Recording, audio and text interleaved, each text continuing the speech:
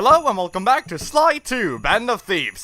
We are collecting the bottles up in this unnamed northern part of Canada, but more so than anywhere else, I really don't have any strategies or tips or anything for collecting them here. I even dare say that this might be, in my opinion, the most positively challenging bottle collecting area in the game. And I specifically added positively because I think level 3 is more challenging, but not in a positive way. But then that's really just me because I just really don't care for that place. But whatever, despite the fact that I very often mix up Rajan and Jean Bizan, there's very similar sounds there, that's not relevant now. Instead, I'd like to talk about something that's been on my mind for a while, and I feel like this is the most appropriate time to do it. And actually, that was a terrible segue because level 3 is very relevant. And that is because level 3 was the first time I really praised the game for its story and that story's structure, and the way that we really subvert expectations by not necessarily finishing up the entirety of a chapter in a way, whenever we finish a chapter. As in with level 3, we're still hanging out with Razan. Hanging out is kind of a kind term, but you know what I mean. We were still tying up some loose ends in the next chapter, and we still had the main antagonist be the same guy. I liked that a lot because it made for variety, it made things more unpredictable, and at this point, anything could happen. And then came the Contessa, and they kinda did the same thing again. And I really don't have a lot of problems with chapter 4 and 5. Like, 4 is maybe even my favorite, to be honest. But chapter 5, the second prog mission. It really suffers one great big problem that I noticed quite clearly, especially when playing through this now. From being so similar to chapter 4, it honestly became kind of forgettable. I'm not gonna lie, until I actually started the mission and saw what I was going to start doing now, I could not for the life of me remember what was going to happen in chapter 5. And that's really unfortunate because there are some ways where I really think chapter 5 is better than 4. I like the level design, I like most of the missions more, and I like the heist more. Really the only thing that I prefer about chapter 4 are the story beats leading up to it and coming from it. And yet, simply because it's the first one, it's a whole lot more memorable. And that, of course, brings us here, where we're now visiting Canada for a second time, with Jean Bizan for a second time. Though, to be fair, Jean didn't actually really do anything in the previous chapter, so he's not really the problem here. But I'm not gonna lie, this level is so forgettable to me. Like, I thought Prague was bad because I didn't actually remember it properly before starting it. This one, I kinda didn't even do that. This is my third time playing this game, so I'm not gonna say I'm like some big Sly 2 expert or anything, but when at that point I still forget this level just so completely, that's kinda weird. And again, it's kind of unfortunate for the fact that I think this level does have things about it that are more interesting than chapter 6. For instance, again, the level design I think is a lot more interesting than chapter 6, because chapter 6, to be honest, is kinda purely on the aesthetically level design standpoint. I feel like chapter 6 is one of the weakest. But you can probably guess which one I think is the absolute weakest. Sorry to keep bringing that up, because to give credit where it's due, out of all the levels to be in the same country after the previous chapter, chapter 3 is definitely the best example of aesthetically different. And that's a problem I have with chapters 5 and 7. Despite the fact that I really like them as chapters, there's nothing inherently wrong with them. Just really the level design and general story arc, I guess, because they kind of mushed together with their previous chapters, it's all very forgettable. And I really need to preface this by saying that this is not something the levels deserve. I'm not trying to tell you that they're bad levels or anything, because I don't feel that at all. As I said, in most ways, I think chapter 5 is better than 4, 2 is definitely better than 3, but 6 is only slightly better than 7. Of course, all in my opinion. They're not forgettable because I dislike them, they're just forgettable because, to me, they're too similar. When you have too much of the same good thing, you forget that you have them, or something. I don't know. Sorry for being so negative, but that's a topic that I've had on my mind for some time now. However, with all balls collected... So the Northern Lights come in 3 colors, blue, pink, and green? That probably doesn't mean anything. Rumor has it that several off-duty guards meet in that cabin for an RC combat club. This is going to be great. I haven't been in any RC combat since that job we pulled in Istanbul. It was awesome. Sounds awesome. I'm kinda sad we haven't gotten to it. I'm kinda sad this hippo can't swim, but I guess that's what he gets for living in an orphanage and not having anyone teach him how to swim, so I guess... Well, I mean, why do I keep falling in this stupid water? Animals are supposed to be, you know, a lot more sort of naturally inclined to understand how to swim. Like, puppies can just swim out of instinct while human babies can't because they're stupid. I don't know. I don't know why I got into that, but here we go. Those guards will never let you into the combat club without a disguise. That old moosehead should do the trick. Only there's no way for you to get up there. Hide out in this barrel while I send in Sly to steal the head. Alright, sounds good. So we just have Mary hide in this tiny barrel, I guess. Honestly, that's just cute. Sly, if you can get the stuffed moosehead without being detected, Murray should be able to join the RC Combat Club without raising any suspicion. Why wasn't that subtitled? That's weird.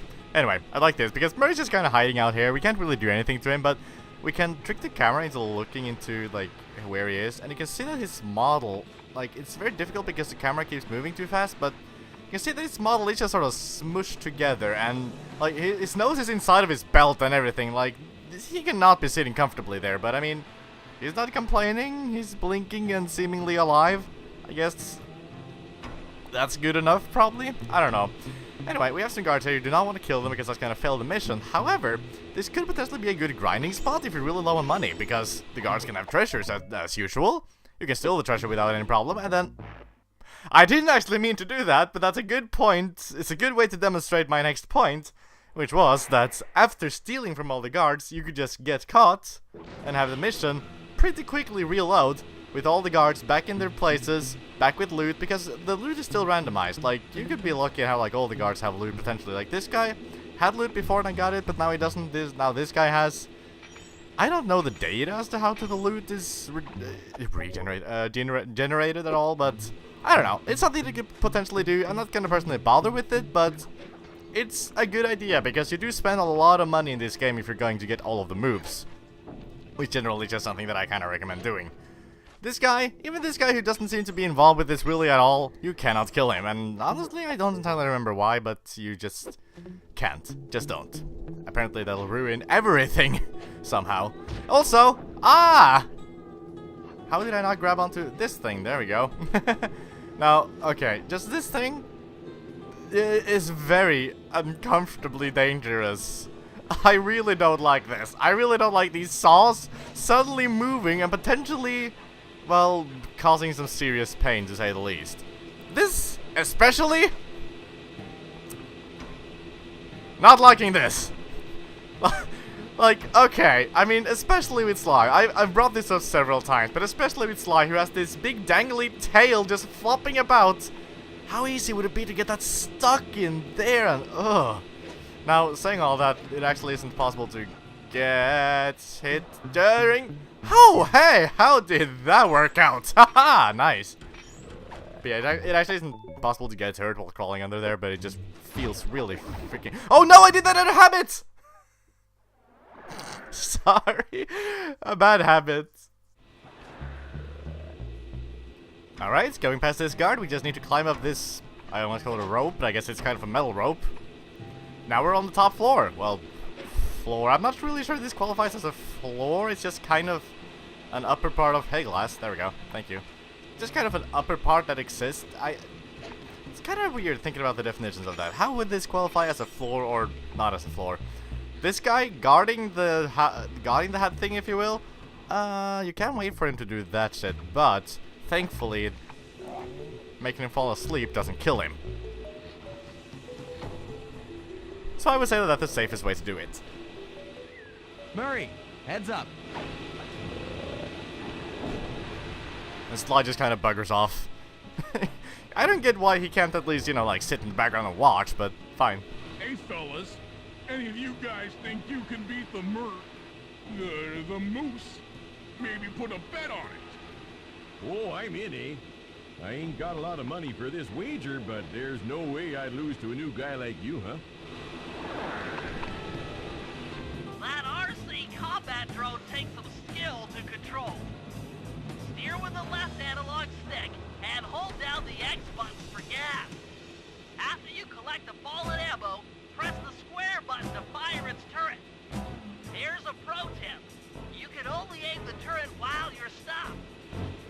This is surprisingly difficult. Mainly because the enemy is a lot better. He just shot himself, what an idiot. Mainly because the enemy is a lot better than you, and if he has ammo, he's gonna be chasing you down like crazy. So what I like to do is just run away from him, stop briefly, shoot at him, and then that's pretty much how you're gonna win. Getting an ammunition gives you about 3 bullets, I think? Surprisingly not just 1. Ooh, I got knocked over. That's something that can happen. Fortunately, that's something that can happen to you as well, which can be quite painful and can land the enemy some easy hits. Sometimes he's just so aggressive, I don't get it, but whee! And yes, you can hurt yourself with this. What I meant by the enemy generally actually being better than you is because he has this flamethrower on the side that you've kind of been able to see, and you don't have that. You have no way of dealing with him close call, because if you shoot a bomb at it too close, you're probably just gonna hit yourself in the action. Ooh! Perfect! You won, eh? But I ain't got no money. That might be okay. It all depends. Depends on what? On whether or not you know the location of the Northern Light Battery. Oh, well, I guess I owe ya. Was he supposed to not be animated there? I don't remember that. Here's the interesting detail. When standing close to these hook things, Sly can actually lash onto them, or at least try to when he's even standing still and not in the air, but he can't actually reach this thing. So he just kind of awkwardly stands around perfectly still, and you can do nothing. Anyway, though, next up, we're going into this thing, whatever this is.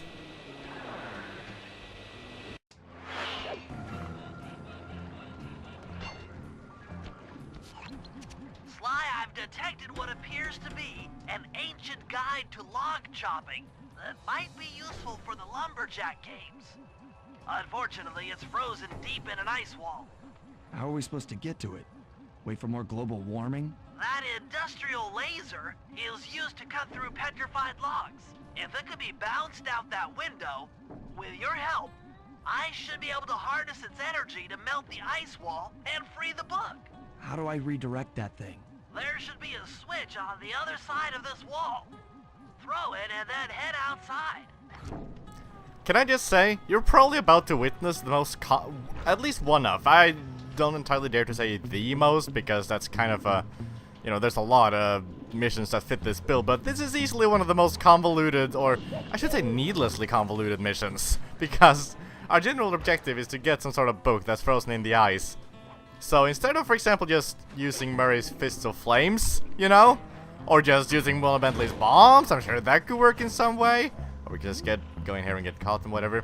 I don't know, this is very convoluted, but most importantly, this is where the safe is. If I did my math right, and I always do my math right, then the combination has got to be 583. Sly looks like he has really yellow teeth here. Sly, are you... Oh my god, are you okay? I thought for a second he was gonna get completely stuck, but we got the lightning spin. Gadzooks, that's a nice one. Yeah, that's a very strange call there that Bentley has. He usually says the name of the move, he doesn't this time, and it also didn't have this, like, weird Binocucon filter that he usually has. Anyway, this is kind of an interesting move, to be honest. I've, like, never used this. I'm not entirely sure what it does. So, you know what? For the first time, let's find out together. It's about as expected. It's the lightning strike, or voltage attack, whatever you want to call it. It just spins, and you can't charge it onto the Kate and save it for later. So, first impression, not great. I think, if anything, I'm gonna equip the lightning voltage attack instead. All you fellas working the sawmill, make sure you keep a steady watch. The prowler's been spotted, and we cannot afford to have anything happen to our log cutting equipment, particularly that laser-type saw blade. We're gonna need it once we get to them old oaks up near Lookout Mountain. But hey, you know, That's kind of embarrassing. you should still enjoy yourselves, eh? I mean, how many people get to cut down forests for a living? You all are lucky. Don't ever forget that. Yeah, Jean definitely has a passion, at least. For fashion? No. With that outfit, I doubt it. The laser's been redirected out the window.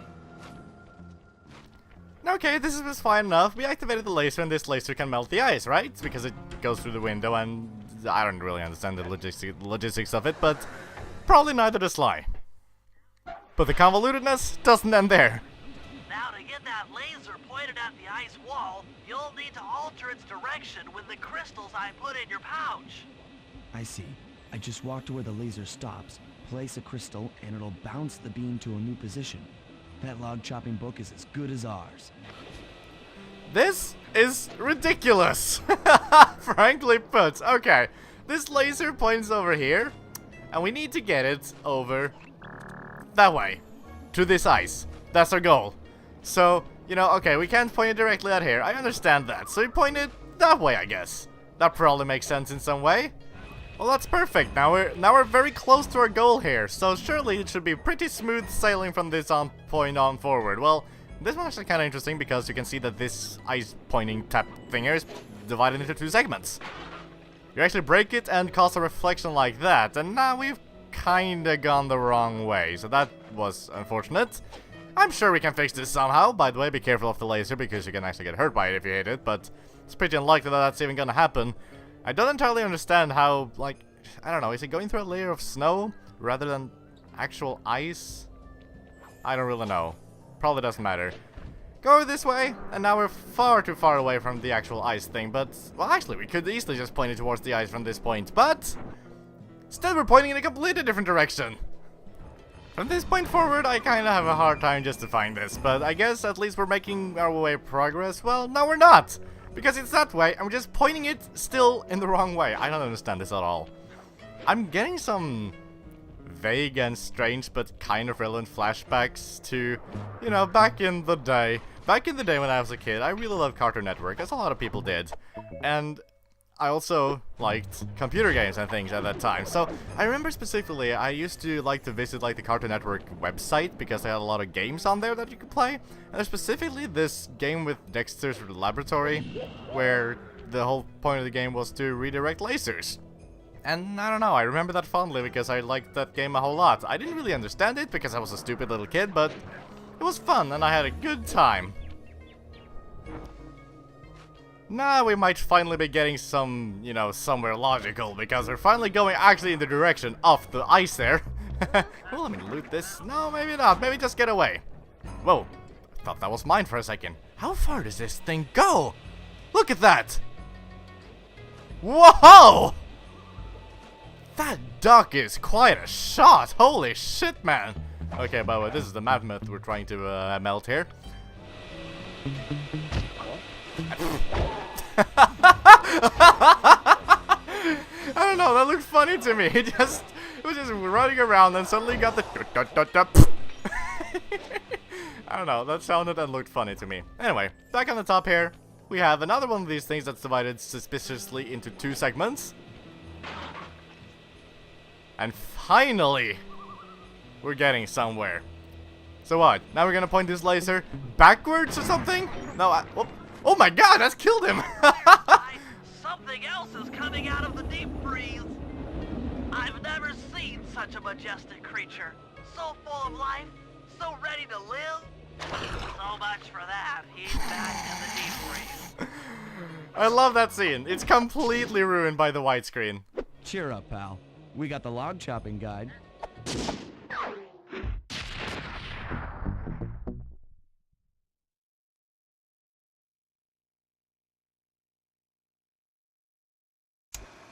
After reading through the log chopping guide, it's become painfully clear that to win in the lumberjack games, we'll have to cheat. Now, I've constructed a plan that hinges around us acquiring an eagle's egg, which is more difficult than you'd think. First, Murray needs to lure a bear into taking out the local oil mains. Once destroyed, the pressurized oil should ignite and create updrafts, which Sly will then use to paraglide over to the eagle's nest, grab an egg, and then head back to the safe house. Thanks to Murray's undercover work in the RC Combat Club, we've learned that the Northern Light Battery is hidden in a silo nearby. The battery needs some serious modification if we're going to hide inside it to sneak onto Arpeggio's blimp. First, we'll short the battery with grapple lines on local boats. Then, we'll all break into the lighthouse and sever the power flow to the battery. That way it won't recharge. Given my electrical engineering background, this plan has a 97% chance of success. Pretty good, huh?